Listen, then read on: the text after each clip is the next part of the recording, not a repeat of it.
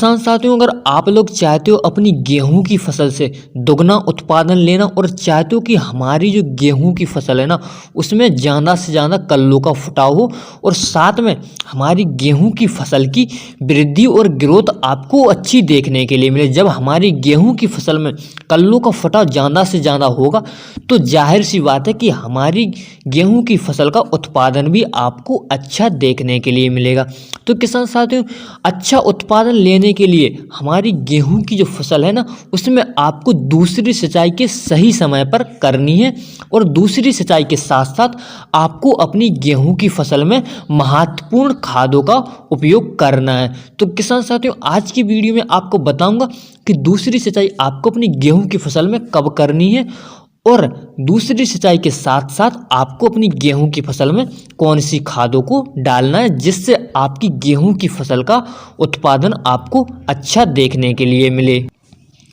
तो मेरा नाम है अभी और आप सब देख रहे हैं आपका अपना चैनल किसान ऑफ एमपी में आप सबका स्वागत है। किसान साथियों, अगर आपने अभी तक मेरे चैनल को सब्सक्राइब नहीं किया है तो आप लोग मेरे चैनल को सब्सक्राइब जरूर कर लेना, क्योंकि खेती बाड़ी से रिलेटेड विश्वसनीय जानकारी मैं आपके लिए लाता रहता हूँ और मैं कोई भी नया वीडियो जब भी अपलोड करूं तो आपके पास तुरंत नोटिफिकेशन पहुंच जाएगा, जिससे आप लोग उस वीडियो का सही समय पर सही लाभ उठा सकोगे। तो किसान साथियों, आप लोग इसके लिए मेरे चैनल को सब्सक्राइब जरूर कर लेना। चलिए अब हम बात करते हैं कि हमारी जो गेहूं की फसल है ना उसमें दूसरी सिंचाई आपको कितने दिन बाद करनी है। तो किसान साथियों, आपको अपनी गेहूं की फसल में एक बात का ध्यान रखना है कि जो दूसरी सिंचाई रहती है उसको आपको अपनी गेहूं की फसल में देर से नहीं करनी है। अगर आप लोग दूसरी सिंचाई देर से करते हो तो हो सकता है हमारी जो गेहूं की फसल है ना उसकी बढ़वार रुक सकती है, तो इससे हमारी गेहूं की फसल के उत्पादन पर असर पड़ेगा। तो आपको अपनी गेहूं की फसल में दूसरी सिंचाई सही समय पर करनी है। अब दूसरी सिंचाई का सही समय कौन सा रहता है, कब आपको दूसरी सिंचाई करनी है? तो किसान साथियों, अगर हम बिजाई की बात करें तो बिजाई के आपको 40 से लेकर 45 दिन पर आपको अपनी गेहूं की फसल में दूसरी सिंचाई करनी है। और अगर हम बात करें कि पहली सिंचाई के कितने दिन बाद हमको अपनी गेहूं की फसल में दूसरी सिंचाई करनी है, तो किसान साथियों आपको पहली सिंचाई के 20 से लेकर के 25 दिन बाद आपको अपनी गेहूं की फसल में दूसरी सिंचाई करनी है, क्योंकि हमारी जो गेहूं की फसल है ना वो 30 से लेकर के 50 और 55 दिन के बीच बढ़वार पर रहती है और उस समय हमारी गेहूं की फसल को सिंचाई और खाद मिल जाता है ना तो हमारी गेहूं की फसल है ना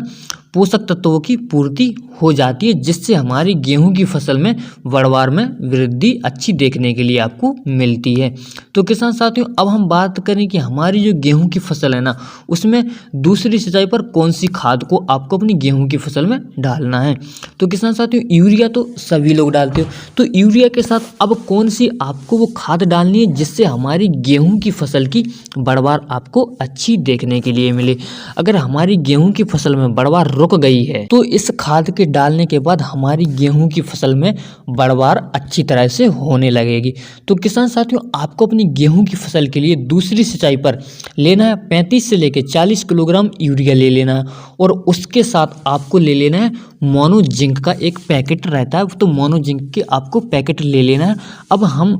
बात करें कि हमारी जो गेहूं की फसल में मोनो जिंक आपको कितनी मात्रा में डालनी है यूरिया के साथ। तो किसान साथियों, आपका जो मोनो जिंक रहता है एक पैकेट आएगा जो आप लोग साइड में देख सकते हो, तो एक पैकेट रहेगा, ये 250 ग्राम का एक पैकेट रहेगा। तो इसमें 250 ग्राम मोनो जिंक रहेगा और इसको आपको यूरिया के साथ मिला करके एक पैकेट 1 बीघे के लिए आपको अपनी गेहूं की फसल में डाल देना है, जिससे हमारी जो गेहूं की फसल है ना उसके उत्पादन में वृद्धि होगी और लोहे कल्लों का फुटाव होगा और साथ में हमारे जो पौधे रहते हैं उनकी ग्रोथ भी आपको अच्छी देखने के लिए मिलेगी और साथ में गेहूं की जो फसल है ना उसमें जड़ों का विकास भी आपको अच्छा देखने के लिए मिलेगा। किसान साथियों, अब हम बात करें कि जो मोनो जिंक रहता है तो उसमें कौन कौन से पोषक तत्व रहते हैं। तो किसान साथियों, इसमें आपको जिंक और सल्फर देखने के लिए मिल जाता है, जो कि हमारी गेहूं की फसल के लिए बहुत ही फायदेमंद रहता है। किसान साथियों, अगर आप लोग चाहते हो कि आप लोग जो मोनो जिंक रहता है उसको अपनी गेहूं की फसल में स्प्रे करना है तो कितनी मात्रा में आपको अपनी गेहूं की फसल में मोनोजिंक का स्प्रे करना है। तो इसके लिए किसान साथियों आपको 250 से 300 ग्राम ले लेना है मोनोजिंक और उसको 100 से लेकर 150 लीटर पानी में घोल के प्रति एकड़ के हिसाब से आपको अपनी गेहूं की फसल में स्प्रे कर देना है। परंतु इसमें क्या होगा कि हमारी जो गेहूं की फसल है ना उसको जिंक और सल्फर मिल जाएगा और नाइट्रोजन उसमें नहीं मिलेगा। इसके लिए आपको यूरिया डालना पड़ेगा। तो किसान साथियों सबसे अच्छा तरीका है कि आप लोग यूरिया के साथ मिलाकर के मोनोजिंक जो रहता है 1 पैकेट 1 बीघे के लिए आपको अपनी गेहूं की फसल में यूरिया के साथ मिला करके डाल देना, जिससे हमारी जो गेहूं की फसल है ना उसकी जड़ों का विकास आपको अच्छा देखने के लिए मिलेगा और कल्लों का फुटाव भी अच्छा होगा और पौधों की वृद्धि भी आपको अच्छी देखने के लिए मिलेगी। और अगर ये सब आपको अच्छा देखने के लिए मिलता है तो जाहिर सी बात है कि हमारी जो गेहूं की फसल है ना उसमें उत्पादन बढ़ जाएगा। तो किसान साथियों आपको अगर वीडियो अच्छा लगता है तो आप लोग कमेंट करके ज़रूर बता देना और आप लोग मेरे चैनल को सब्सक्राइब करना ना भूलें। दोस्तों मिलते हैं किसी अगली वीडियो में।